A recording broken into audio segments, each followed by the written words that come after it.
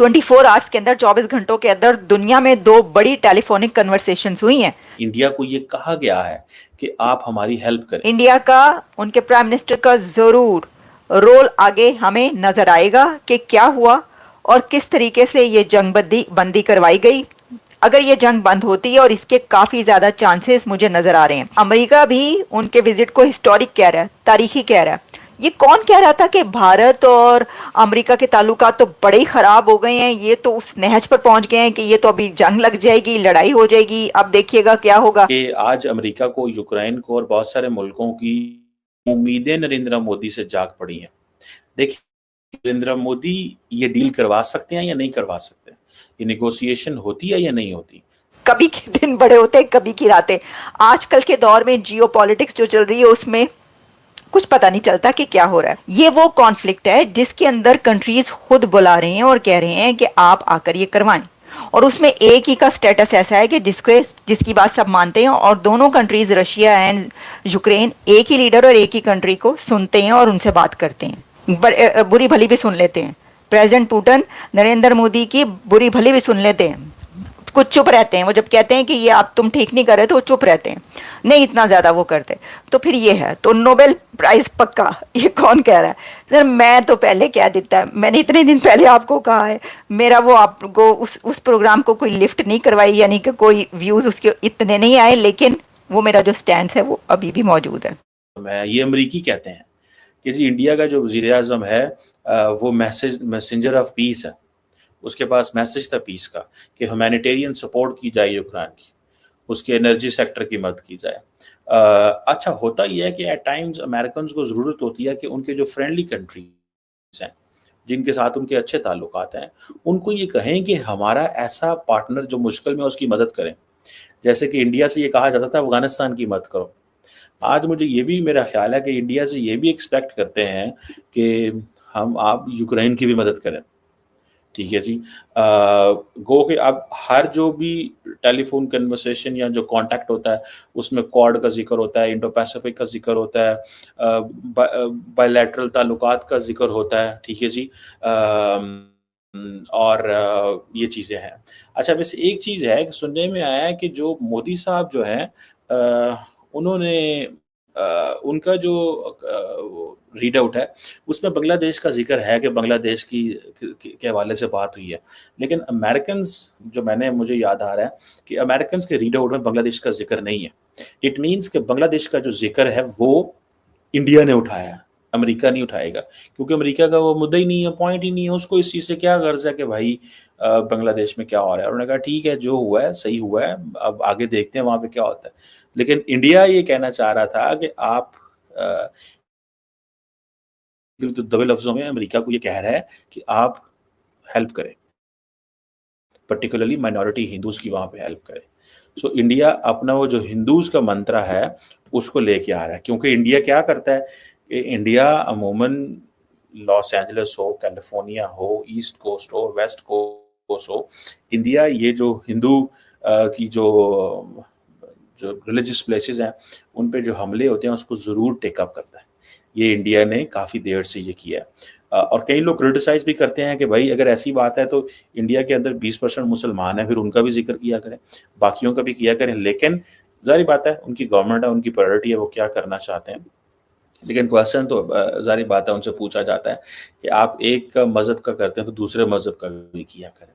ख़ैर, ये जो अब चीज़ है इससे ये पता चलता है कि, और साथ ही फिर मोदी साहब ने पुतिन को भी कॉल में ला दी और पुतिन को ये कहा कि पायन जो ये ताल्लुकात हैं इनके ऊपर, कहा यही है कि जो रशियन वज़ीर-ए-आज़म सदर से बात हुई है वो इंडिया रशिया बायलैटरल समिट के हवाले थे। ठीक है जी, कि जो हमारा जो समिट हुई थी बड़ी अच्छी हुई थी। रीजनल इंटरनेशनल इश्यूज़ पे हमने बात की और रिसेंटली जो मीटिंग्स हुई उसके हवाले से बात की।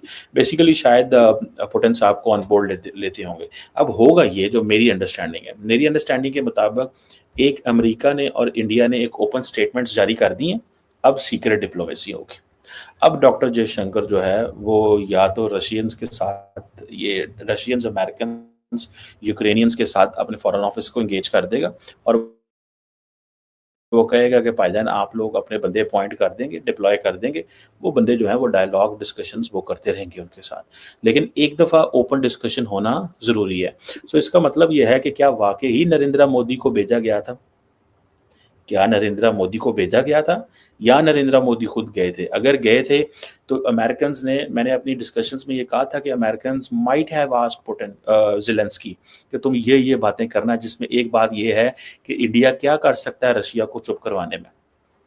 What role can you play? क्या आप कोई किरदार अदा कर सकते हैं? आप जिधर जाते हैं पीस की बात करते हैं। आप ये कहते हैं, जब यूक्रेन के हवाले से डिस्कशन हुई तो उन्होंने कहा कि नहीं, हम we are on the side of the peace. तो जब ये नरेंद्र मोदी के अल्फाज हैं, तो if India is on the side of the peace, so what is India in fact doing? ये क्वेश्चन जो हैं, ये एक मैं ज़ाती तौर पे समझता हूँ ये इंपॉर्टेंट क्वेश्चन है। और इंडिया, क्योंकि उसके ऊपर बहुत ज़्यादा क्रिटिसिज्म आ रहा था कि आप रशिया के साथ खड़े हैं, आप रशिया के साथ खड़े हैं, तो उन्होंने ये नहीं कहा कि हम रशिया के साथ नहीं हैं या हम यूक्रेन के साथ, उन्होंने कहा हम अमन के साथ हैं। अच्छा, अमन के साथ इतनी वेग टर्म है कि आप कर क्या रहे हैं? दो तरह के मुल्क हैं ना, एक वो मुल्क हैं जो कहते हैं कि हम अमन के साथ हैं, बट दे कांट। मुल्क है जो अमन के साथ है लेकिन कुछ कर सकता है। सो इंडिया किस साइड पे खड़ा होना चाहता है? इंडिया अमन की तरफ है लेकिन कुछ करना भी चाहे, करे ना जी, आप फिर बताएं। तो वो जो डिप्लोमेसी है, डायलॉग एंड डिप्लोमेसी की आप बात करते हैं, मुझे ऐसे लगता है, मेरी एक ऑब्जर्वेशन है कि अब से बैक चैनल टॉक्स जो हैं वो शुरू हो सकती हैं। और वो जो टॉक्स हैं वो आई डोंट नो क्या रिजल्ट है क्या आएंगे, लेकिन टॉक्स शुरू हो गई हैं। और मेरा ख्याल है कि ये ज़ेलेंस्की ने फीडबैक दिया है अमेरिकन्स को कि हाँ जी, तुम्हारी क्या मुलाकात हुआ, जैसे आप करते हैं, बिलियंस ऑफ डॉलर्स यूक्रेन को दे रहे हैं, तो यूक्रेन तो हर चीज़ रिलेटेड टू रशिया जो है वो शेयर करता है तमाम पार्टनर्स के साथ। और ये अमेरिकन के साथ भी सारी बातें शेयर करते हैं। अमेरिकन वहाँ पे बैठे हुए हैं, वो देख रहे हैं। दोस्तों, प्रधानमंत्री नरेंद्र मोदी सोमवार यानी 26 अगस्त 2024 को अमेरिकी राष्ट्रपति जो बाइडेन से फोन पे बातचीत हुई। दोनों दिग्गजों के बीच जब फोन पर बातचीत हुई तो उसमें अहम मुद्दों पर विस्तार से चर्चा हुई। प्रधानमंत्री मोदी ने इस बारे में सोशल मीडिया प्लेटफॉर्म पर एक्स पर जानकारी दी और उन्होंने कहा, आज मेरी जो बाइडेन से फोन पर बातचीत हुई। हमने विभिन्न क्षेत्रीय और वैश्विक मुद्दों पर चर्चा की, जिसमें यूक्रेन की स्थिति भी शामिल है।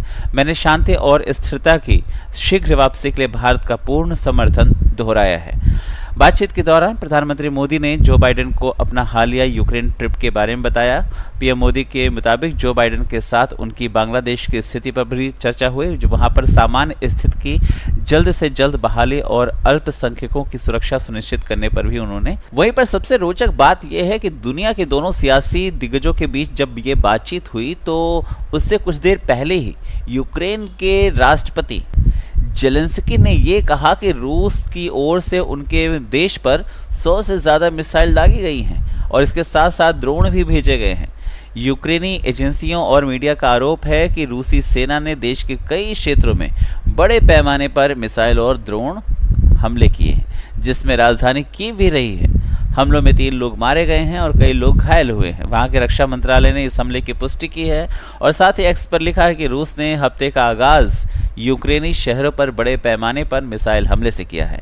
रूसी आतंक को खत्म करने के लिए दुनिया को एक होना चाहिए। दरअसल रूस यूक्रेन के बीच 2 साल से चल रहा युद्ध फिलहाल थमता नजर नहीं आ रहा है। रूस ने ठोका तो इनको प्रॉब्लम हो गई। अभी रशिया के ऊपर जब इन्होंने ड्रोन से हमला किया था, उनकी बिल्डिंग के ऊपर हमला किया था, तब कुछ नहीं, मतलब रशिया ने हल्का सा हमला कर दिया तो लगा चिल्लाने। रशिया ने अभी तक कायदे में दोस्तों हमला किया ही नहीं है। ये देश नहीं बचेगा और ये इसकी कोशिश है कि अपने देश को बिल्कुल पूरी तरह से खत्म करना चाहता है। मानवता के नाते रशिया सिर्फ और सिर्फ अभी दबा सिर्फ हमला कर रहा है कि हाँ ठीक है, कोई बात नहीं, खत्म हो जाए, लेकिन इसको उंगली करनी है। और जिस दिन रशिया ने पूरा हाथ दे दिया ना, ये कहीं का नहीं बचेगा। आपको क्या लगता है कमेंट करके बताएं। चैनल पर अगर नए हैं तो चैनल को सब्सक्राइब जरूर करें।